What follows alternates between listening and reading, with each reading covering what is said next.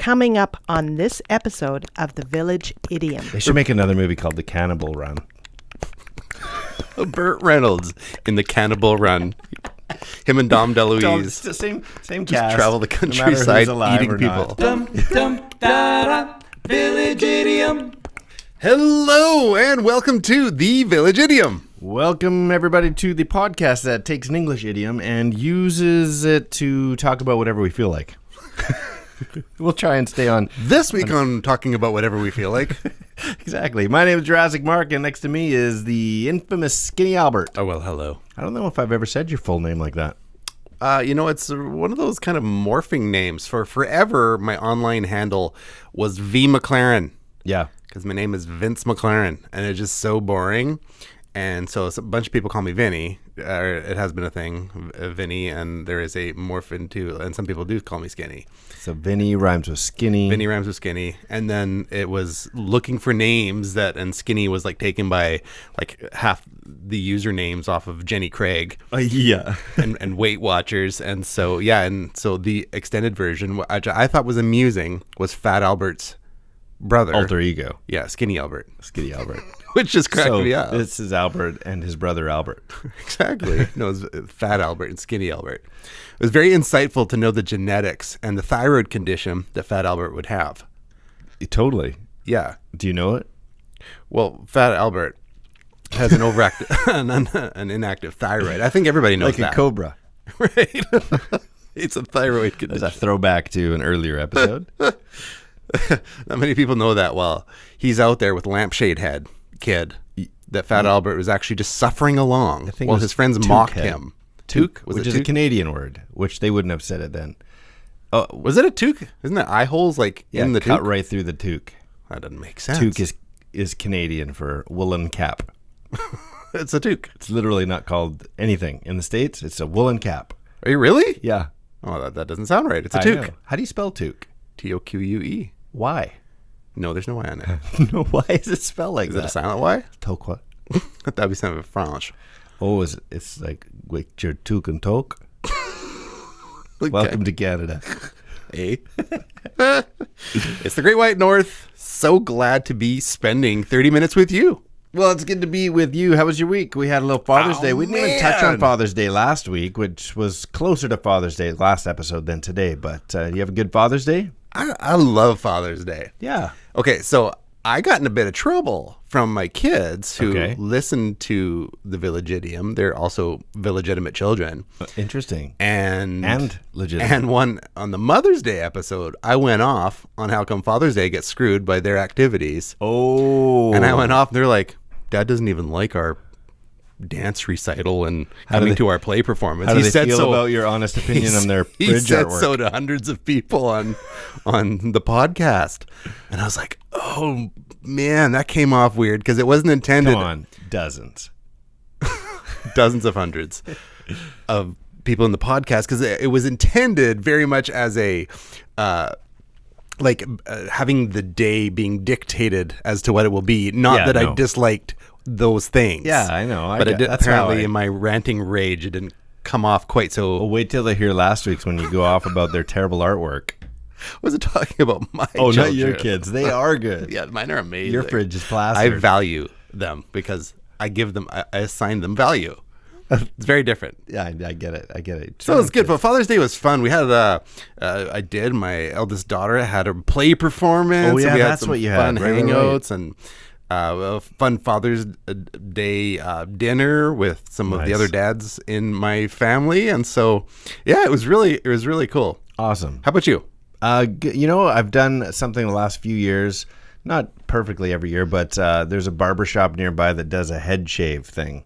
Yeah. So typically on Father's Day, I will go get your Tommy guns on. I let my hair grow long for the whole week, and then go in there and just sit there. And they take about hot towels. There's like 7 or 8 steps. 45 to 50 minutes long. You just sit there and perfectly shorn scalp. Yep. They just pick it and rub it and lotion it and wipe it off and hot towel. You're like drooling, sleepy mess by the end of it. That's awesome. It's pretty great. So I've been doing that every Father's Day. That's a good tradition. Yeah. I should do something like that. Do it. Do the same thing. We can go together. Well, I can't. Well, they do the. I've never done it actually. The face. I'm busy at recitals. Yeah, that's right. Which you love. Which I do Clearly. love those. I can't believe how much you go on and on about how great they are off air. I wish we had time to let you just have a whole episode dedicated to how much you love your children. Off air. Love those things. Love all that they're doing. I also love Father's Day snaps and things. Yeah, now you're I talking. didn't see one. Oh, he did, because No, of everything else. Yeah, that's just how that goes. And it's not something you could nap through. But anyways, well, you know what? it We is. do have a new idiom today. I'm going to give you a little snippet of something, something. And if you get what this is, I'll be shocked. All right. Because it's fairly new. I'm sure somebody out there has watched it. But let's see if you can guess what this is from. The real trick is I let them rise for about half an hour before I fry them up. That's what makes them so light and fluffy. How come you're so light and fluffy? Well, I guess you are what you eat. There you go. that's awesome. And that's today's idiom. I guess you are what you eat. But did you recognize that? Not at all. No, it's not even a little brand bit. new series on Netflix called The Umbrella Academy. Okay. Probably seen it pop up. Looks interesting. I haven't watched it yet, but I'm like, I can't figure it out. Is it like superheroes? Is it just like more Black Mirror weirdness? It's interesting enough that I think I'm going to check it out. But that's what that's from. The Umbrella Academy. And today's idiom, you are what you eat. They say you are what you eat, but I don't remember eating children disappointment, because apparently that's what I am, is a disappointment to my children. Well, what did you have for lunch today? Heartache. A hard egg? Is that what I said? Well, it's funny. One of the things that was arranged on Father's Day, which I particularly enjoyed, was a kind of a Q&A with the dads on, like, I'm going to give 4 choices. Now, one of the kids, you're going to hold up an A, B, C, D based upon what you think your dad is going to answer. Oh, interesting. Who arranged that? My wife and children. Cool. Yeah, so that was kind of fun. And so, of all things, what do you enjoy eating the most? Are you asking me, or that was one of the questions? That Or was one of both? the questions. And what are your favorite meal? What does Dad like? Man, I will try anything. Yeah. At least once. Actually, there's very few things I don't like, but I can truthfully answer that I will usually add hot sauce to everything. That's true. So if That's I true about can you. pick something, One of it'd the be fun things hot about sauce, something spicy. going out and eating with So you. I am hot. If you are what you eat, this guy, hot. That must make me easy, Spicy. easy, fast, and cheap. That's you. Because that's what I eat. So You're hot, and I'm easy, fast, and cheap. I'm drive-through. Exactly. So of the choices available, of the things that I like, I love me some ribs. Totally. Yeah. So if it's like, what do you want? What's for your one special meal? Like I'm death row inmate. It's what would you like? I would like some ribs. We've tried, whether it was on your previous YouTube channel life, we've tried or on the road, we've had some like, if you eat this, your meal is free. That's one of the fun things about going to places with you is going, what will Mark have on this What will menu? I order? And so usually you can pick, it's like, that is so obscure, he's going to have that one. And sure enough, I ordered the camel burger, which Right. I've tried. Really? Yeah. I was trying to think actually when I was kind of thinking about this today, you are what you eat. I'm like, what kind of meats have I tried? And I've had camel, kangaroo, rattlesnake, alligator, bison, which isn't that hard to get. Moose. Moose. Yeah. Yeah. Yep. I think I've eaten all the Canadian, if it can be turned into Beaver. I don't think I've had a beaver. My grandpa used to hunt and make sausage out of whatever he shot. Right. And so, yeah, moose sausage. My mouth is watering. Talking about you are what you eat. Yeah, so what about you? Your favorite food? Clearly is ribs. That is the top of the list. If it was hey, we're gonna do something special, and I would just get to treat myself, it's gonna be ribs. Oh, okay. Yeah, it's fun. Yeah, I don't know if I'd put that as like one of my ultimate favorites, but I do enjoy it a lot. It's Yeah, just with hot sauce. There you go. With hot sauce. Now you like it. anything. Now you like a handful of gravel. One of my favorite breakfasts, fill in the blank with hot sauce. Cornflakes. With hot sauce. Yeah, so that's probably the biggest thing. I found this particularly interesting on the You.Are.What.You.Eat. Yeah. That immediately it goes, like if you start searching online, it goes into this crazy health kick. Totally. You are what you eat. But I'm not even sure if that's where it stems from. No, but it's essentially that's its meaning. If you want to be healthy, you eat healthy.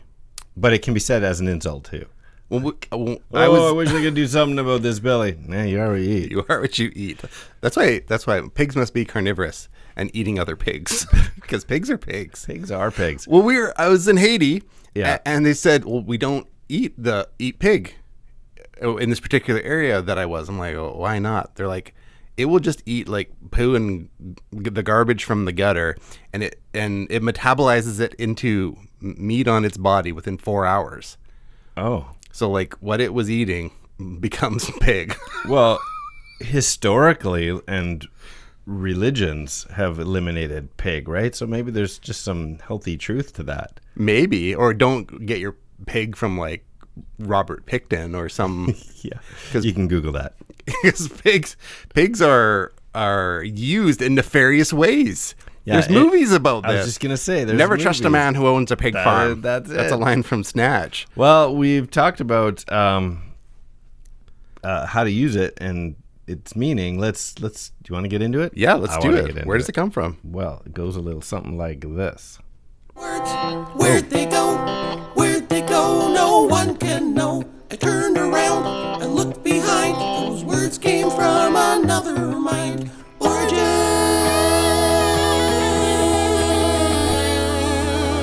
Woo! No one plays headphone like you. Thank you. All right, this is one of those ones that even though it's probably one of the more commonly used idioms that we've covered, its roots come from potentially multiple other languages other than English. So jump in. I'm sure you did some research, but I go back to 1826. This is going to take some effort here, but Anselme Brillat-Savarin wrote in... Wow. Wait, it gets worse. Physiologie du goût ou méditation de gastronomie transcendante. Wow. You can send your emails to tell me how bad. I have to set it to Google Translate. But this is what it says in that book. Dis-moi ce que tu manges, je te dirai ce que tu es. Which means, tell me what you eat and I will tell you what you are. That's the oldest reference that I could find in print was from that French writer. And which is crazy because the French love these rich foods. Right, but it goes right back to what you said. Like every trail you go is talking about health and wellness and nutrition. And well, but there's this other part like where you got to enjoy. I think you should enjoy. It's not just the consumption of the calories, but enjoying what you're eating. Right. Joie de vivre. And so there is there is a device. They made French toast and French fries and French dressing. And French dressing. In that vein of enjoying what you eat, there is a device available on Amazon called the Pavlok. Okay. So does it have anything to do with Pavlov's dog? Pavlov's dog and Pavlok. It's a wrist contraption that will deliver 350 volts of electricity into you when what? When you consume things that are bad for you. You can give control of said app to your friends or for yourself. You're supposed to shock yourself when you do something that you don't want to be doing. It's a bad habit breaker. So it requires, like, it's not like it detects the fat content or the fat ratio in your body. It's like right into your bloodstream. It's like every bite, it's worth it. So I believe it's self-induced, like so that if you're shocking yourself for bad behaviors. I think if you have an eating, not an eating disorder, but like if you're just an overeater, yeah, you're not going to shock yourself. Having it with somebody. Yes. So you can also, so it says you can give the app, let your friend have access to the app so that your friend can shock you with 350 volts to your arm. You're never touching that app. The Pavlok. You're telling me that if I had that wrist contraption and I said, hey, I need to trust you. Here's the code to the app or whatever. Let's go to a restaurant. You wouldn't zap me anyway. I would zap you a couple times just to get it out of my system. But then if I thought you really needed the help, I wouldn't shock you as many times. Exactly. I need better friends. I would just be like, I'm so sorry. I thought I was calling somebody. I'm so sorry. I know you. There's no way I'd be zapped. You know, I would shock you. Over. Okay, around the same time in an essay called Concerning Spiritualism and Materialism, Ludwig Andreas Feuerbach wrote, Der Mensch ist, was ist. So now we're in Germany. Man is what he eats. So these are both around the same era. You are what you eat just hasn't made it to the English language yet. But the Germans are famous for things like schnitzel. I know. So the French have their French toast, French fries, French dressing, which I'm sure probably none of those are actually French. Not in America. Those are freedom fries. That's right. But you're right. In Germany, they've got the bratwurst and the schnitzel is like deep fried pork. Yeah, and the breads with crumbs. Yeah. So how could that possibly be? Maybe that's why it came up the quickest. They were the first ones to go, we got to change our eating habits. We're gonna die. The rest of the world was living on like gardens, like trying to survive, and they're living large. I had a friend. If you have areas in your country that are named after delicious cake, like the Black Forest. I don't know which came first, the forest or the cake. Like, this cake is so amazing. Let's name a forest. After it. Yeah, that's probably what happened. It's like in BC if we had an area just called Pie. Well, we have an area called Nanaimo. Well, there Nanaimo you go. bars. I don't know if that's a worldwide thing. I don't know. Is that specifically a Canadian dessert? Nanaimo bars? It could be. America, they're like freedom bars. Everything, you just put freedom in the front of it. Or deep fried. Same thing. Deep fried freedom. I had a friend who we were on the road and we were at a restaurant and I ordered something like, I think we were at like calamari. Was it Red Lobster that has the all you can eat shrimp all the time? Or sure. Anyway, whatever. And I ordered shrimp and everybody was, because it was a special deal. And my friend Daryl didn't order that. I'm like, you're not getting that. You can all you can eat, buddy. He's like, no. You are what you eat. And we're like, well, what's shrimp? Like, so what? And he goes, well, do you know what shrimp eat? They're bottom feeders. They basically feed off the crap of the rest of the sea world. I'm like, okay. And he says this line. I'll never forget it. I've used it so many times. So he says, so if it's true that you are what you eat, then wouldn't it also be true that you are what you eat eats? There you go. So if a shrimp eats crap, you're just eating crap, you are crap. I'm like, whoa. Well, then you're anyway, I'm going to get another dirt. round of the coconut shrimp, please. You are what you eat. You're just dirt. All you vegetarians out there. Right. Because, you're dirt and sunlight. Dirt and sunlight and water.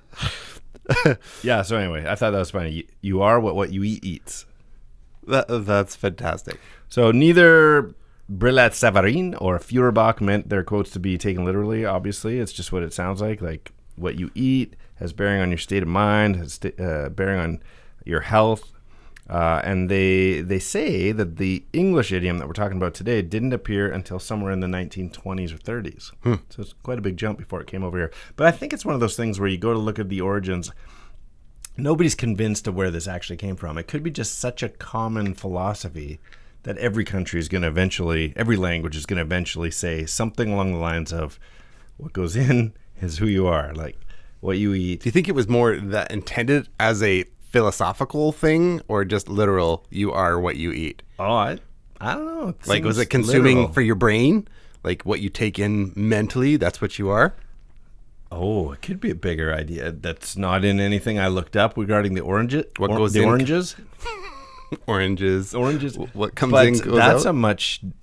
What comes out, but it could be a greater truth to it be regarding your brain, your mental, how you think, what you believe is generated from what comes in. You are what you eat. You are what you eat philosophically or spiritually or whatever. Yeah. I got deep, man. You did. I like it. That's crazy town. Well, okay, so just to finish the origins, there was a nutritionist, Victor Lindauer, who developed the catabolic diet, which, do you know what catabolic is? I had to look it up. Catabolic is basically foods that burn more calories than they actually supply. So, like carrots or celery? Celery, you burn more calories by chewing the celery than you get from eating the celery. Right. So that would be catabolic. The earliest known printed example was an ad for beef, believe it or not. So I don't know how educated this was, but it said 90% of the diseases known to man are caused by cheap foodstuffs. You are what you eat. And that was in 1923. So that's the first Let me get this straight. printed idiom that we're talking about today. So a promotion from a beef company. I know, funny, right? Says, well, it was this nutritionist that was promoting. Funded by the beef company. Exactly. It's like the dairy industry saying slightly that you need to have skewed 10 glasses of milk a day or you'll die. Exactly. So he This went by the dairy industry. Right. So it's still the earliest. 90% of diseases known to man are caused by cheap food stuff. You are what you eat. That's it. Companies can't be trusted. No, I know. You know that. So all of this, maybe you aren't what you eat. Maybe you're everything you don't eat.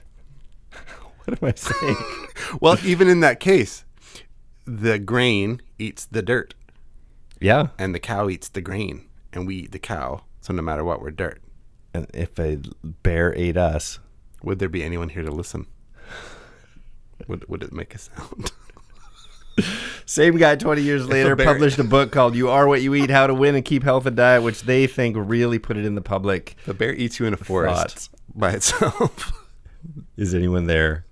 Does anyone care?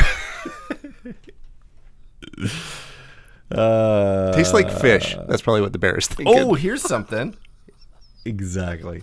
Here's something. Lastly, there was there's some who suggest that this idea comes from much earlier than all of this, that its roots are not about healthy eating at all, but religious in its nature. So Roman Catholics believe that the bread and the wine of the Eucharist are changed into transubstantiation, changed into the body and blood of Jesus, literally. Mm-hmm. So isn't that why the priest person has to finish up I've heard that, yeah, the bread and wine because you can't be just throwing away the body of Christ into the and any churchgoer who's done Eucharist or communion in some of the other Christian religions, anyway, they'll recognize these words. But in 1549. Archbishop Thomas Cranmer actually wrote these words. It's a little long, I'll go quick. We offer and present unto thee, O Lord, ourselves, our souls, our bodies, to be a reasonable, holy, and living sacrifice unto thee, humbly beseeching thee that we and all others who shall be partakers of this holy communion may worthily receive the most precious body and blood of the Son, your Son, Jesus Christ, be filled with the grace and heavenly benediction, and made one body with him, that he may dwell in us and we with him. So, amen. Thank you. So that's where they say it could be what you are, what you eat. Like, it's literally, if you want to be one with the Son of God, then you take the Eucharist. You eat him? That sounds it's a little cannibalistic. Has a hint of the cannibals. Less catabolic and more cannibalic. On such a thing, they should make another movie called The Cannibal Run. Bert Reynolds in The Cannibal Run. Him and Dom DeLuise. Same just cast. Travel the countryside eating people. The Cannibal Run. It's The Cannibal Run.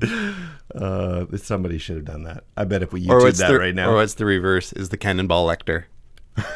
Oh, there you go. That's Hannibal, but still works. Yeah. Cannibal Lecter.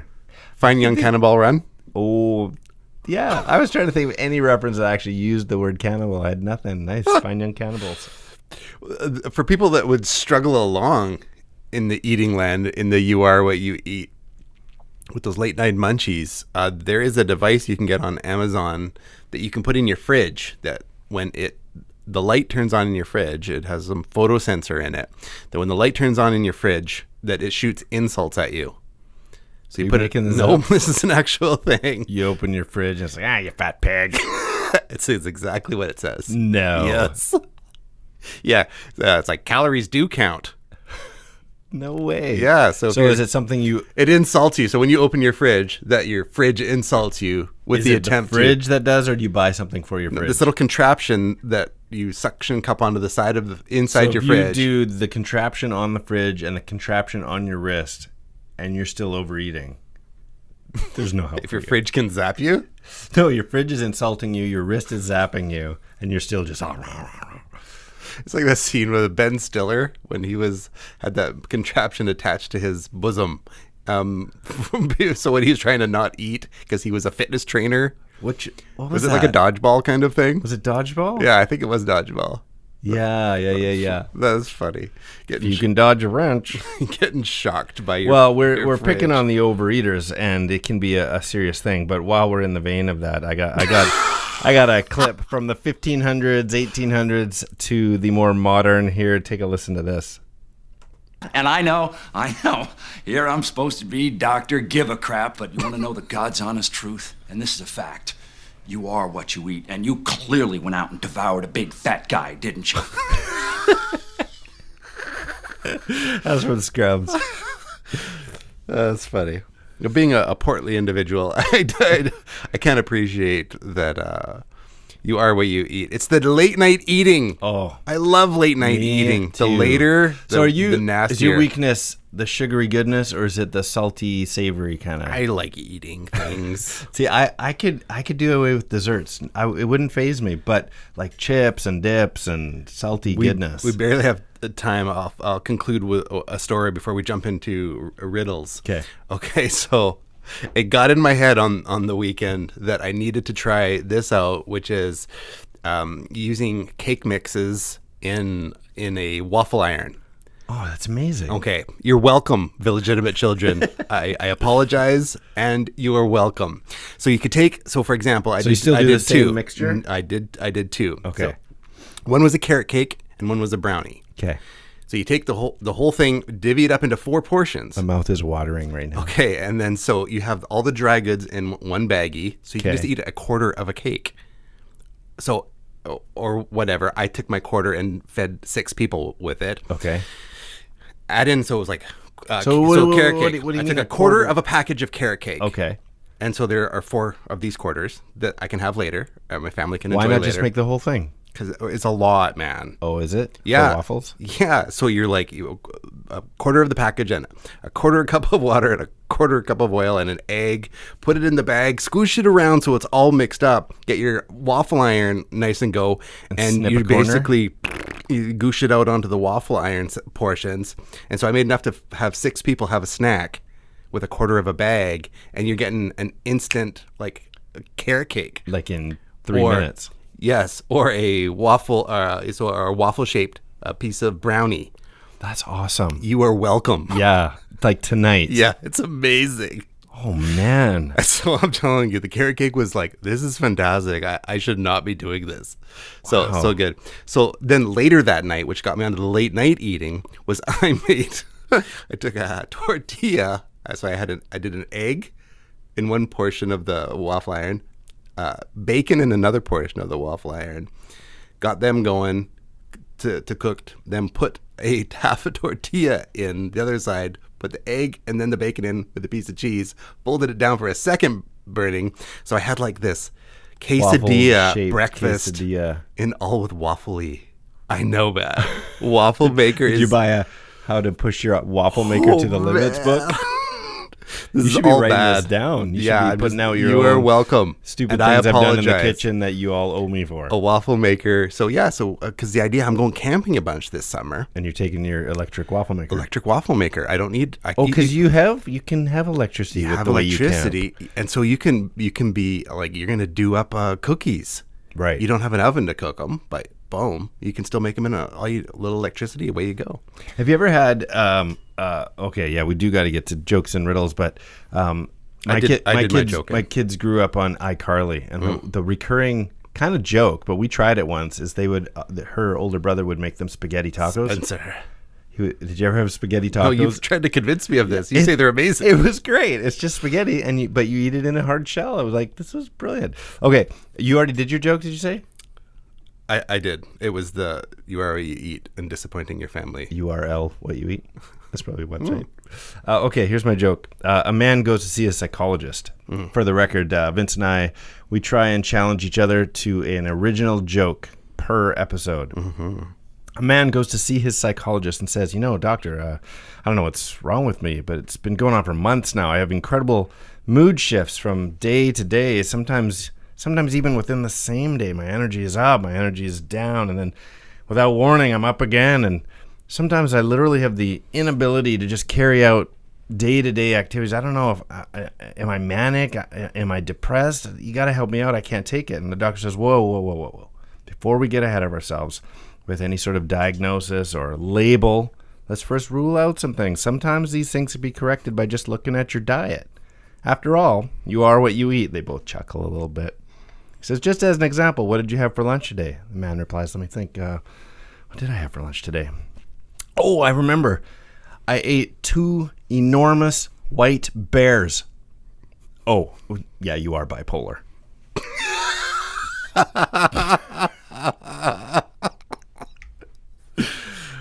There you go. There's not enough mental health jokes. That's what you need. Sorry for all the overeaters that are listening to this show. For anybody suffering from mental illness, we love you. Bipolar. That's funny. Two white bears. Bipolar. Very funny. I did enjoy a quick shout out for our last week's Riddlink jumper inners. They're both repeat listeners, so appreciate. My bad for not posting it. I completely forgot. So it was just hanging out there. But Maniac36 and the _Escalade, who've been kicking it lately, are just jumping as quick as the episodes come out. I love those guys. So last week's Riddlink was, if 2 people were incredibly close, you might say this about them while secretly listening on their conversation. The answer was thick as thieves dropping. Very good. Thick as thieves and eavesdropping. Riddlink is a game we came up with, which takes I'm stumbling over my own words. It takes a 2-part trivia-based riddle and requires a 2-part overlapping answer. Let me give you one to get you going. Go. Okay. To be an alien, consume an alien with a glowing finger. To be an alien. Say it again. To be an alien, consume an alien. Oh, I see. With a glowing finger. Okay. You are what you eat. Yes. Yes. I thought I heard 3 different things there. You are. So that's how it works. You are what you eat, and ET overlap with a syllable. Okay, I got one for you. Okay. When I see your face, sings Bruno Mars, your reflection is your lunch. Just the way you are, bees? I love that. No, that's not it. Just the way you are is the first half. A reflection of my lunch? Yeah. If you look in the mirror and you see your lunch, I've thrown up. No, you are what you eat. I'm trying to find a creative way to say that. Just the way you are, bees is better. It is way better. It's just the way you are what you eat. I like overlapped that. by 2 words. Yeah, that's good. That's not easy. It's harder than you think. Okay. Yeah, another one? Yeah, this one's a little hard. You had to be paying attention earlier in the episode. Oh, man.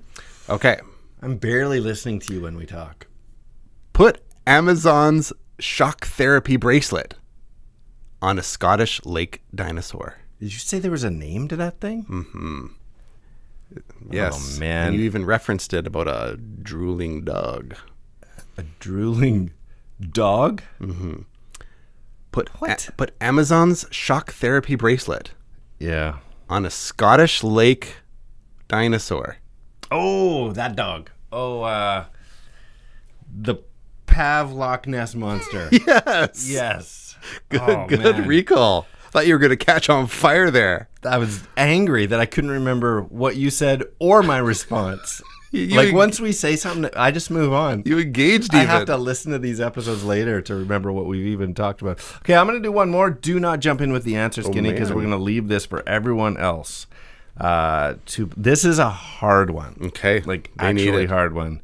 I'd be shocked, and I'll trust you to be honest if you don't use Google to get this answer. Okay. If you eat Australis and red gems, you're this. Oh, that's tight. I know. You know how to get a hold of us, thevillageIdiom@gmail.com, the.village.idiom on Instagram, or via Facebook, YouTube, Twitter. 3 minutes gone, all one word. We would love to hear from you. This has been You Are What You Eat. I am Skinny. I am Jurassic Catabolic Mark. And these are the Village Idioms. Eat well, be healthy, cause I've gotta go. And if you don't know, now you know. You are what you eat. And if you wanna be tall, eat your vegetables, y'all. You are what you eat. That's 3 minutes gone.